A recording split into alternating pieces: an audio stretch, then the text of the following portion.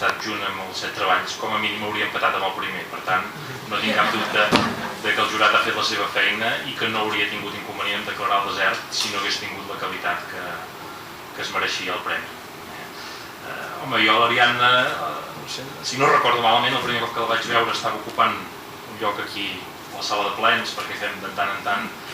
fem una jornada que els expliquem una mica el funcionament, gràcies a la col·laboració de l'Institut, del funcionament de l'Ajuntament, els vam explicar una mica què era un ple, què és l'Ajuntament,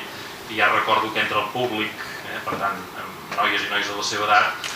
ja em va cridar l'atenció l'Ariadna, i ja em vaig veure interessar per veure qui era, i vaig dir, aquesta noia ja pregunta més del que toca. Per tant, aquesta inquietud jo penso que avui es veu reflexada aquí ocupant ja una cadira a l'altra banda de la taula i rebent un premi que tant de bo, no sé si és el primer, però que si és el primer tant de bo no sigui l'últim i que per tant que en siguin molts més. L'any passat, a més,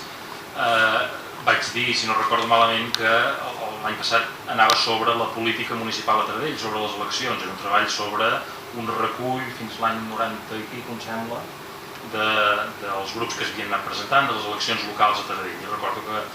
li vaig dir a la guanyadora que ja el podia complementar, perquè estava inacabat, ja hi havia hagut 2 eleccions més i que per tant es podia complementar. Jo li diria a l'Ariadna que amb tot el que ha passat aquesta setmana, a Vic sobretot, que ja pot fer un annex al treball, perquè segur que hi ha matèria per